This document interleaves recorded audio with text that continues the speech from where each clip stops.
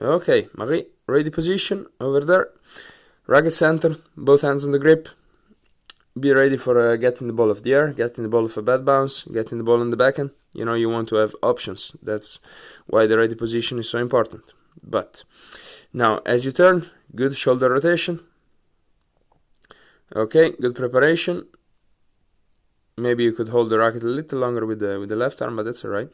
And okay, from that position, yes, you'll see that better from the other angle. The racket is going maybe slightly too far back, behind your back, right there, and you're swinging. Let's say, we could say that you're swinging more horizontally than vertically. Okay, we could say you're not getting below the ball as much as you could to generate a little more topspin, but you are generating a lot of pace. Really good contact. Okay, good elevation with the legs. Okay, lifting up all the way. Contact out in front, good distance, and of course the follow through could be, could be high, low, high, like finishing up. Okay, next shot. Again, same thing, in better balance over here, good 3-point landing. I would go a little lower with the hand, I would go slightly below the ball, and I would go slightly lower with the legs as well. Lift up on a vertical plane rather than an horizontal plane, so I can get the ball, maybe even more farther in front and hit low to high instead of hitting on an horizontal line and having to generate a bit of spin with the wrist over there and the forearm. Okay, but yeah, that's just some ideas to improve the forehand. Alright, Marie, few ideas to improve the forehand even further. Now, from there, the first type of shot is a lifting shot, right? You're trying to lift the ball from low to high. You're actually making a very nice loop with, you're going from high, low, below the ball, and you should be lifting up, okay? Also with the legs. You want to lift not only with the arm, but the legs are so important. Look at the front leg at contact, is bent, okay? Should be extended. Extend, extend, extend, so you can actually lift the ball as much as possible. Now the next shot, okay? Next shot is not at all a lifting shot. You're trying to hit the ball, I guess, aggressively, but in a sense you still want to obey the fundamentals. Okay, you still want to be swinging high, low, high. Okay, right now there is no loop. You're taking the racket back.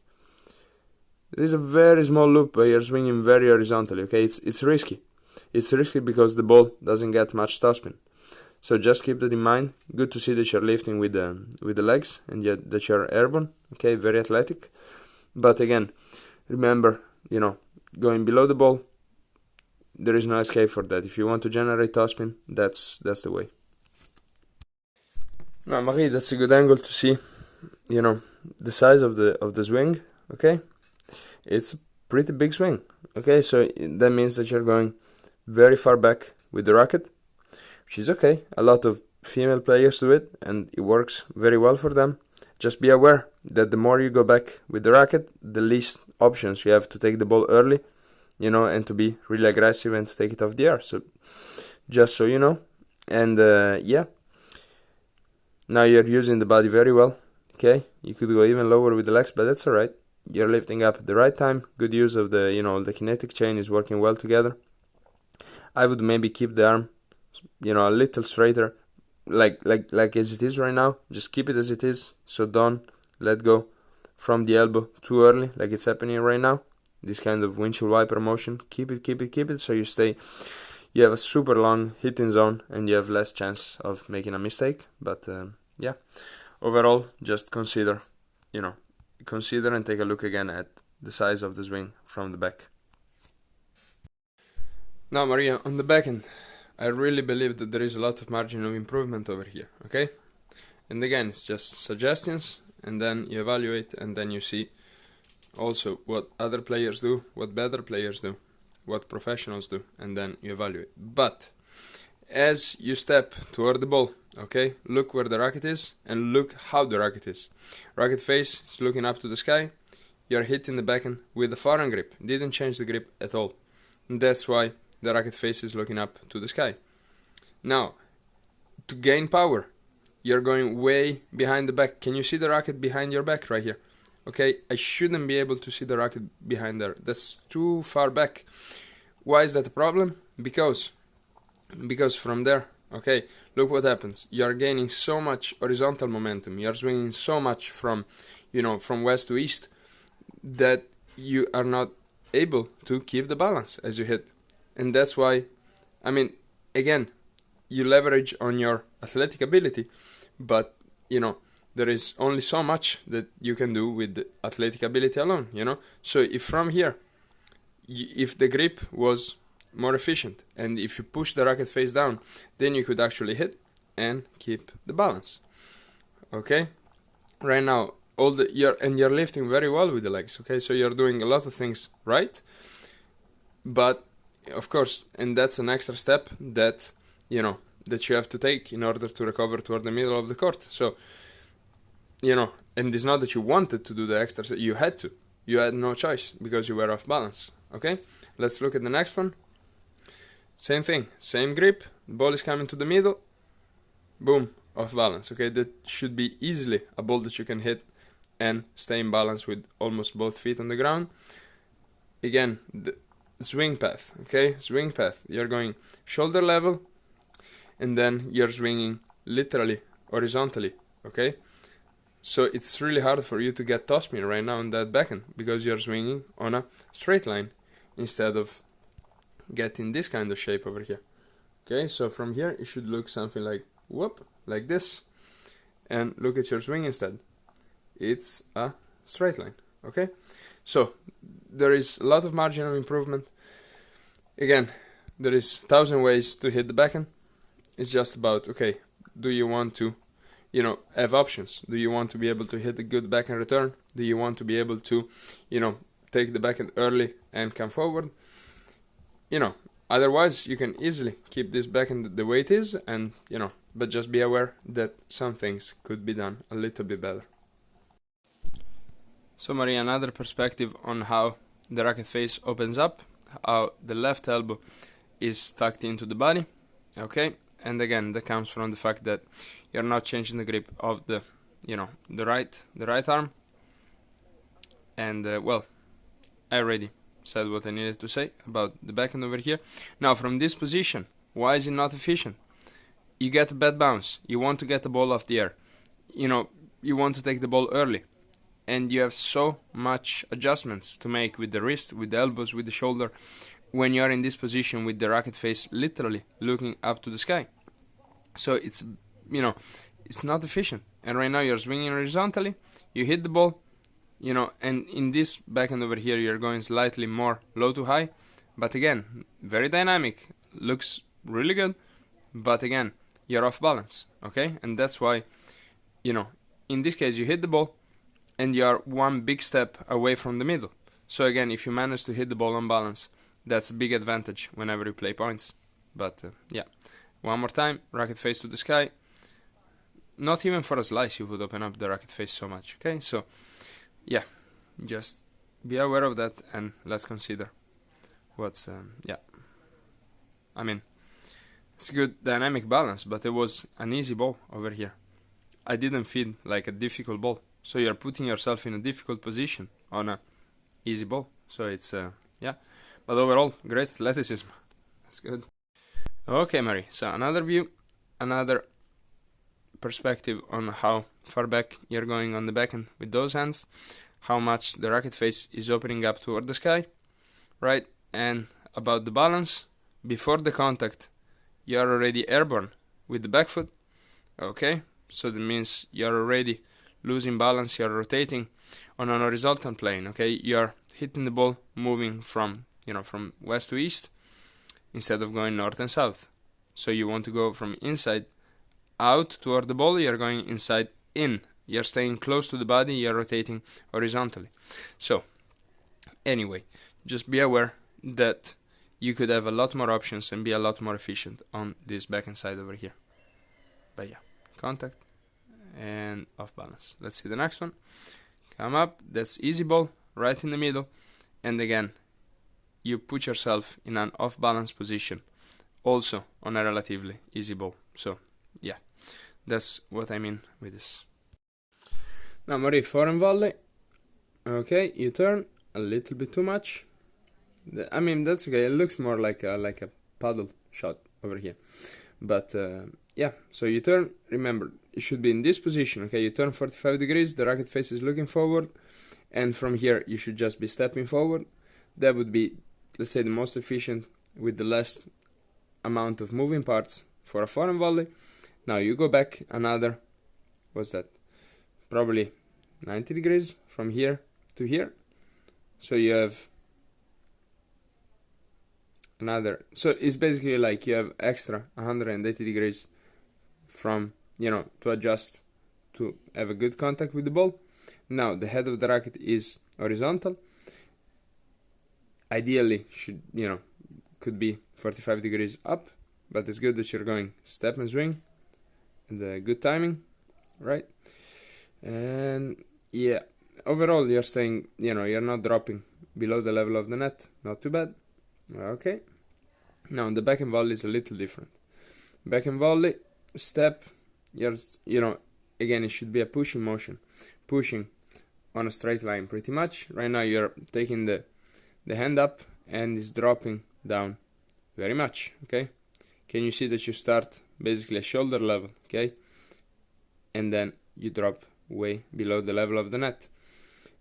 The grip could be more efficient if you turn it a little more. Right now you're hitting with, but that's okay, that's a different story with the grips.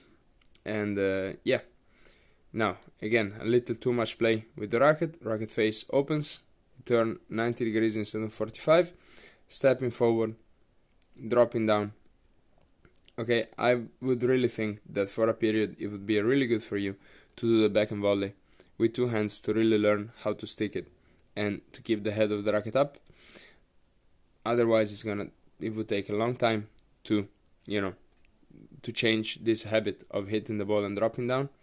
But yeah, on the overhead, okay, now I like this kind of like little crossover step.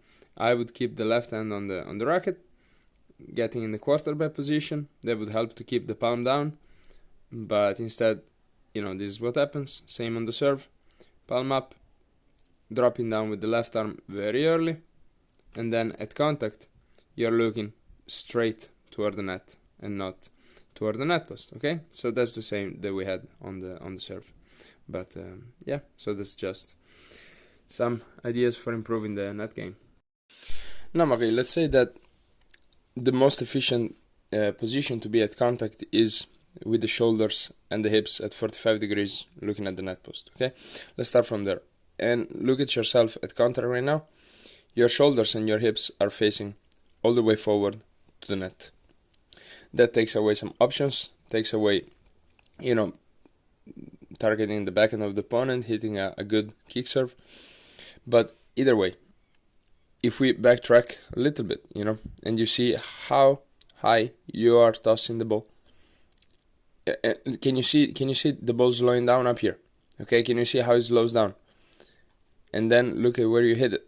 Okay, that's probably like 2 meters higher than it should be, the toss. And then screws up a lot of things like the timing, because then you're going down so early with the left arm, okay, and you're making actually more effort from the shoulder in order to accelerate. Okay, so the idea is that from this position you want to keep that left arm up a little longer so that you can use it as a reactive break, dropping that down so that then the racket arm can accelerate. But yeah, so I think that lowering the toss and and keeping the left arm up a little longer will help you like to stay really sideways at contact and improve the serve. But yeah, and also later we're gonna talk about the palm up little issue over there. Okay, Marie, so this was a first serve contact point.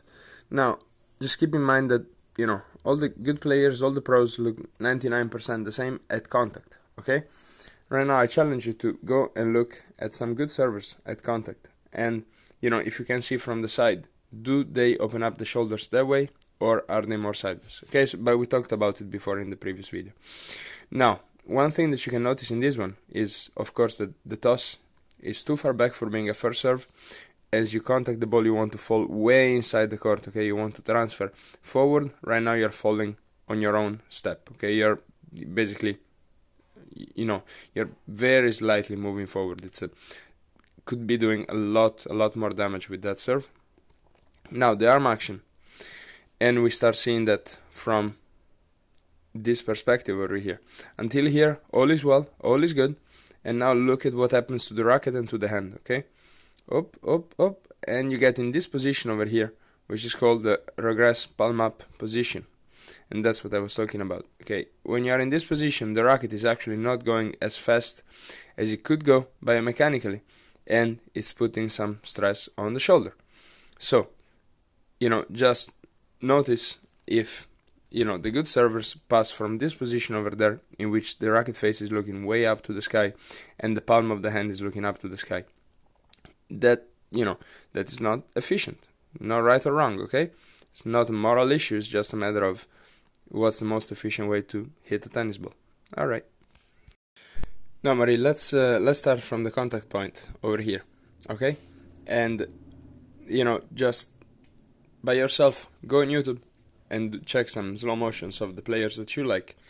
And then we talk about how the contact point looks, because it should look very similar, if you're doing most things efficiently, okay? Now, what I see from this contact point, as we talked about it before, is that the shoulders are looking forward, they are tilted, the hips are also looking forward, while both of them should be looking at the net post, okay? The eyes are not at the contact, the head dropped, the body dropped, the left arm dropped, okay? Now, let's start from the foundations, okay? Footwork. If you put the right foot right there a little too much to the right, then what happens? Then the hips have a really easy time overturning. So that's one thing. I would take it more to the left if you really have to do a pinpoint stance over there. Second thing, okay, well, the toss, now as you can see, the ball went way off camera, but we talked about it already. Now from here you can really see what I say when I talk about the regress palm up position over there, okay? Look at the hand, look at the racket, okay? Now, you wouldn't throw a ball like that, okay? Your palm would be most likely looking down, you wouldn't throw a football like that. So, yeah, I think it could be a lot more efficient, and still, you're super athletic, and that helps you, like, to still hit good serves. But again, it could be even better, okay? So it's just about, being aware of what can be done a lot better. So racket face down, palm down. Let's improve the arm action if you want.